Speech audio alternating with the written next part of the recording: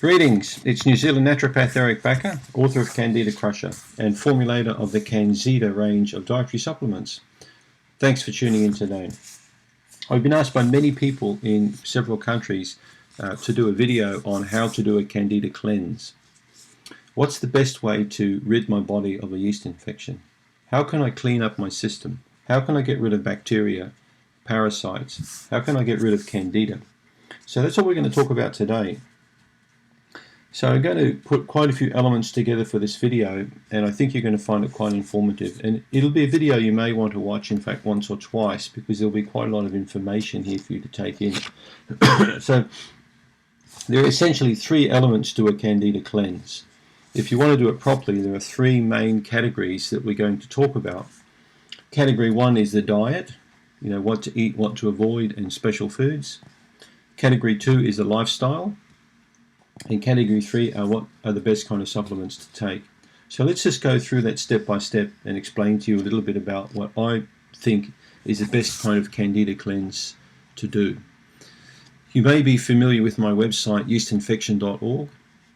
If not, please go and have a look at that website. And if you haven't already done my questionnaire, my online questionnaire, I would urge you to do that.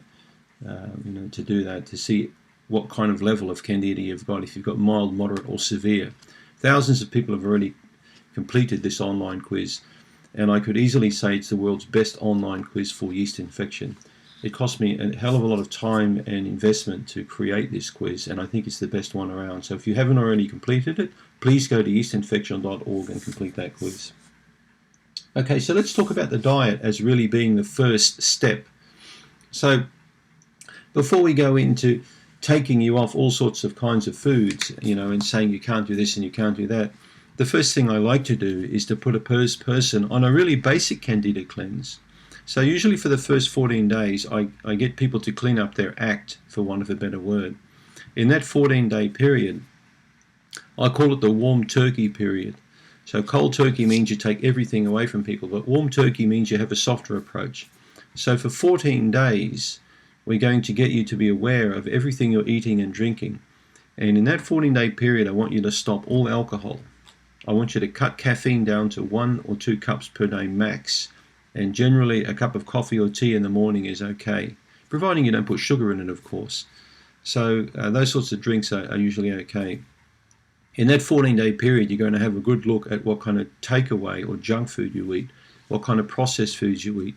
You're going to look into your refrigerator and try and get rid of all those bottles and jars with different sauces.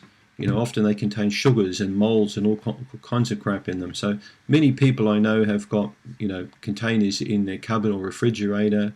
There could be jars of jam in there, or, all sorts of sauces, shrimp sauce, chili sauce, tomato sauce. They all need to go, because on a Candida diet, they're not really good foods to have.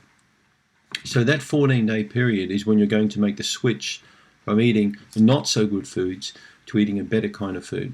And I think it makes a lot of sense. In my experience, it's not good just to plunge people into an average standard diet and then into a Candida diet. You need to have a transition period. So that's the 2-week period. And you'll be able to read more about that again at yeastinfection.org. Excuse me, about that transition period that's very important to do. Once you've gone through that transition period, it's time to look at what I call the MEVI diet. Now, the MEVI diet has been around for a long time now, probably about 40 years. In fact, these sorts of diets have been around before the word paleo diet was invented. These are a high protein kind of a diet. Candida loves sugar. So, of course, the big thing that we want to do is take sugar out of the diet. So yeast needs sugar to thrive. And a paleo MEVI kind of approach doesn't really have sugar in it. So the MEVI diet is an acronym for meat, eggs, vegetables, and yogurt. So that's how you basically form your diet. Lots of good quality lean proteins. My favorite protein is fresh fish. Free-range chicken, free-range eggs. If you're a vegan, there are plenty of other options you've got too. There are plenty of legumes you can eat. There are nuts and seeds and beans and all sorts of things you can eat. If you are, however, a non-vegan or you are a meat eater and want to go more into the grain style of, or the legume kind of diet, be aware that the bacteria in your digestive system will not be used to processing those kinds of foods yet. and there could be a lot of flatulence going on and bloating, as you have to let your gut get used to these kinds of foods. So making any kind of quick diet switch is not really a good idea, because you could get a lot of digestive upsets. So whether you're a vegetarian going to start eating more meat, or whether you're a meat eater going to start eating more vegetarian, you need to make the approach very slowly and gently over a period of, preferably in my opinion, 1 to 2 months. Right? So the MEVI approach is very important because it basically starves the Candida. It stops the Candida from feeding on the kind of foods it loves to have. In that MEVI diet approach, I often get asked, how long do I need to do that for? Is it a week? Is it a month? There's no real guidelines here. I generally like to keep people on a MEVI approach for anything from 1 month up to 3 months. But I mean, that's up to you. You could do it for 4 weeks or 6 weeks or 8 weeks if you want. Once you've been through, you've got used to eating this kind of diet, and again, you can read more on yeastinfection.org or in my book, Candida Crusher. Once you're used to this kind of dietary approach, we start moving you into what we call the low allergy diet. So at this stage, we're going to take out the most allergy of all forming foods, like the dairy products, especially cow's milk. I take out bananas, I take out oranges. I make sure that there's no chocolate in the diet, even dark chocolate, 70% cocoa, whatever it is, that's got to go for a while. We take peanuts out. And then we tidy the diet up even a little bit more. We take out even some more foods that potentially could, affect your digestive system. So my book contains quite a large page on the hypoallergenic diet. The book's available through CandidaCrusher.com, by the way. So I think I've written the most comprehensive information anywhere on the internet regarding food and yeast infection. So the low allergy diet is very smart, because now what we've done initially, we've cleaned you up. We put you into a protein diet with plenty of fiber in there and starches for the good bacteria to feed on. Now we're stripping away the potentially allergy foods. This is a very smart move, because a lot of people with Candida have got, in fact, food allergies and food intolerances. They will have 1 or 2 key foods that are creating immune dysfunction, because nearly all patients I see with Candida have got leaky gut. And by taking out the potentially allergenic foods, you're going to, stop the immune system reacting. After this low allergy approach, and again that can last anywhere from 4 weeks up to about 12 weeks, depending on how you improve, you're going to start reintroducing foods, and that's the third stage of the diet.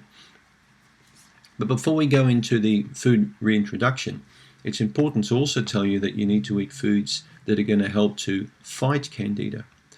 And again, I've written quite a lot of articles and done YouTube videos on this, on the anti-Candida foods. Right, we talked about garlic extensively, oregano, coconut oil, there's clove. There are many different kinds of foods you can consume that actually fight Candida, that the Candida hates. These foods also discourage bad bacteria, like Citrobacter frundi.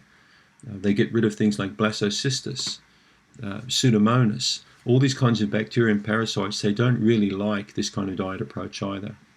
This diet approach is very favorable towards encouraging the beneficial bacteria.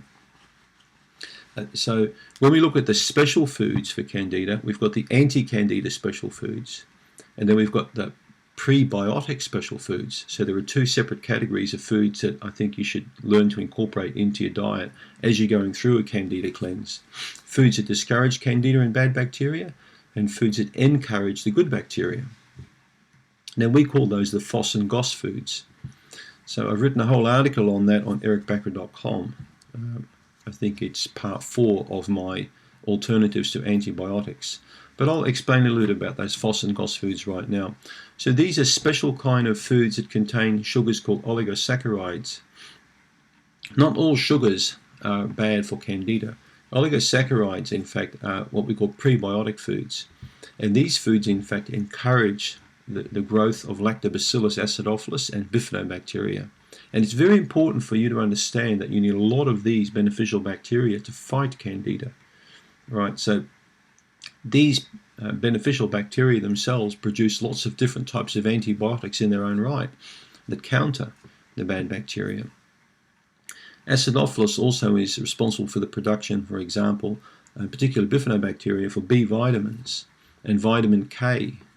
and even folic acid gets produced by these beneficial bacteria. So these beneficial bacteria are responsible for really powering up your immune system, making you feel very good. I see countless stool reports from Candida patients that show very low levels of beneficial bacteria. So let's look at some of the FOS and GOS foods. There are plenty of them. Foods like Jerusalem artichokes, asparagus, sweet potato, okay? Particularly the darker coloured vegetables like the red ones and the black ones. You can get these dark sort of potatoes in New Zealand called Maori potatoes, or like purple potatoes. You might be able to get them in your country, purpley coloured potatoes. Dark coloured carrots, red carrots, or even purple carrots. Purple cabbage is quite a good one to have. Purple grapes, all these sorts of foods. Now before you start saying, hang on a minute, I can't eat grapes, I can't eat sweet potato, I can't eat this. You can eat these foods, but they have to be introduced at the right time. Okay, grapes are not a food you're going to have in the first several months of yeast infection, but over time you'll be able to eat a couple of grapes. And when I say a couple, I'm talking 3 or 4. I'm not talking about handfuls of grapes. Okay, any large amount of foods, regardless, of what kind of sugars they've got in them, are going to upset your digestive system until you can get used to them. So when it comes to the FOS and GOS foods, you have to introduce them slowly. A lot of vegetables contain FOS and GOS, and even the root vegetables like sweet potato contain them. Now, I don't generally always take out pumpkin and sweet potato and squash and sweet corn and peas from somebody's diet in the MEVI stage. I only do that if they've got a seriously bad Candida infection. If they've had it for years, they've had years of antibiotics, they've had years of brain fog. If they're a category 3 patient, like a really bad patient, then I may take out these starchy vegetables for the first 2 or 3 weeks. But then I generally will slowly reintroduce them. It's not good to take people off all starches and grains because they get bored with their diet and they lose too much weight. And I'm not a fan of anti-gluten, anti-wheat, anti-rye, anti-oats, anti-everything. So I don't like being the food police to my patients. I was in the first several years of my practice, and I found that it pissed off too many people, and a lot of people didn't come back. And a lot of patients will end up gravitating towards their own diet down the track anyway, so regardless of what you say.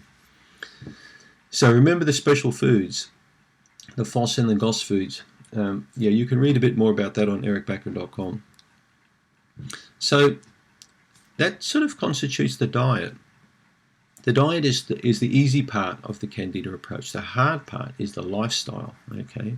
And that's something you're not going to read about on a lot of websites. The Candida diet website, for example, doesn't talk about lifestyle changes, how important they are.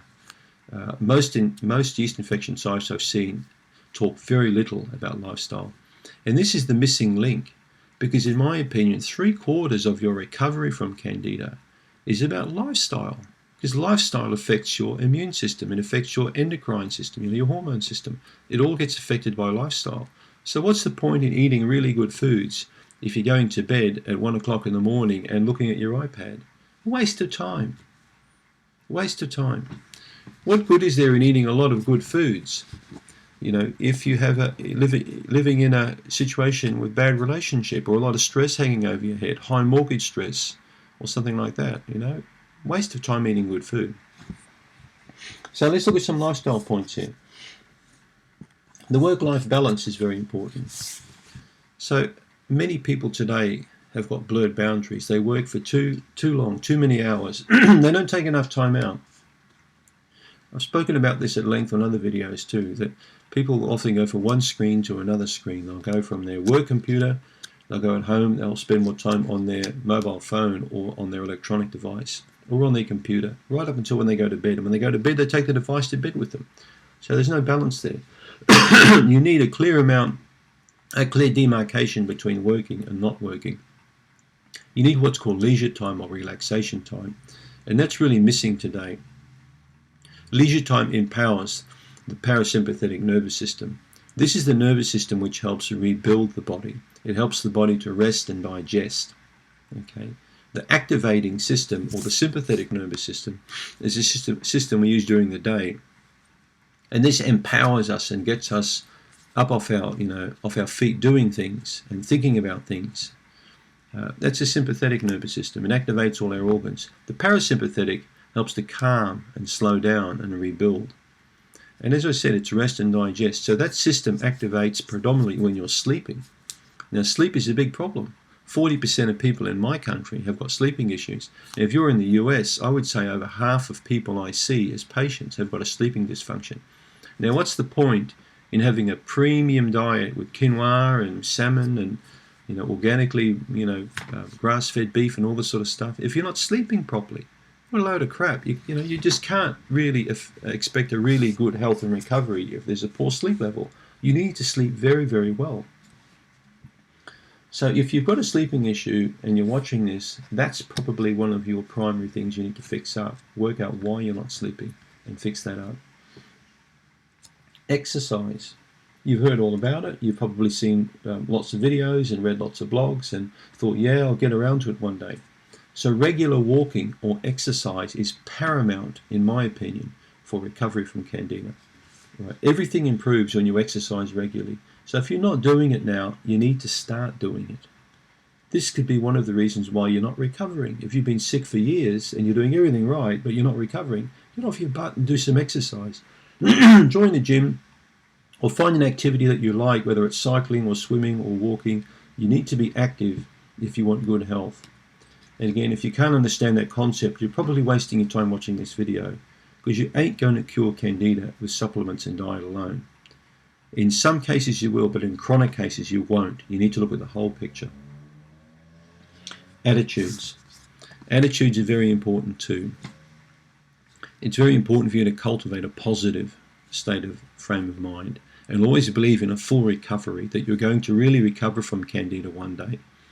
The patients I see that have been sick for years that recover, they understand that health is in their own hands, that they have to make those calls on what they can and can't eat, if they can get off their butt to go out for a walk, if they say no to an alcoholic beverage. They know that it's all up to them. And the attitude is very important, to have a very positive attitude and to watch out for negative people and to watch out for reading negative things on the internet. There's a lot of junk on the internet. So I want you to think carefully about the lifestyle. Many articles, again, I've written on yeastinfection.org on lifestyle and attitudes, on how to be happy, for example. Understanding the things that predominate the parasympathetic nervous system, or the healing part of the nervous system. Laughing a lot more. Chewing food properly. These are very important concepts for you to bear in mind. Sleeping, resting, because this allows digesting. So these are important concepts, so you need to really get a good grip on those, in my opinion, even more so than the diet, to aid for recovery. And the last point we're going to talk about will be the dietary supplements. So I've created a range of products that you can find on Canxida.com. That's Canxida. So the Canxida supplements were created because I've been using supplements for patients now for over 20 years in my clinic, and realised that there are a lot of problems with many of these dietary supplements. They weren't performing the way I like them to, and many patients were aggravating on all kinds of supplements that I used. So I thought it's time to make my own products and to make them to my standards, to use the best quality raw materials in the exact proportions. And I did that. And so far 2 products have been created. One's called Canxida Remove, and the other one is called Canxida Restore. Canxida Remove is proven to be a difficult product to manufacture. It's not easy. And nothing really good is really easy to achieve, I've discovered. So our first batch sold out very, very quick, and we had incredibly good feedback on it. Our second batch is almost produced now, but we're waiting for one of the raw materials. So Canxida Remove, in my opinion, is the premium antifungal, antibacterial, anti-parasite product made yet, that you won't find anything like this anywhere else on the internet. So it's quite a unique product in that I've tried to select the best herbal medicines that really target Candida, but also ones that are quite specifically target many different kinds of parasites and bacteria. So it's a very broad spectrum product that really helps to cleanse the bacteria and fungus from the mouth right through to the back passage. It cleans everything up. It's also made in a sustained release form, So the tablet takes about 3 to 4 hours to break down in the gut. So what you're going to find is by taking this product 2 to 3 times per day, you're going to have a long kill range. So it's going to be able to wipe out bugs over a prolonged period of time. And that product should always be taken with food, and preferably anywhere from 1 up to 6 months. And it works perfectly fine at any stage of the Candida crusher protocol. It'll work quite well. The second product I created is called Canxida Restore. Now, Canxida Restore is a probiotic enzyme combination. It contains 7 different enzymes and 6 probiotics in it.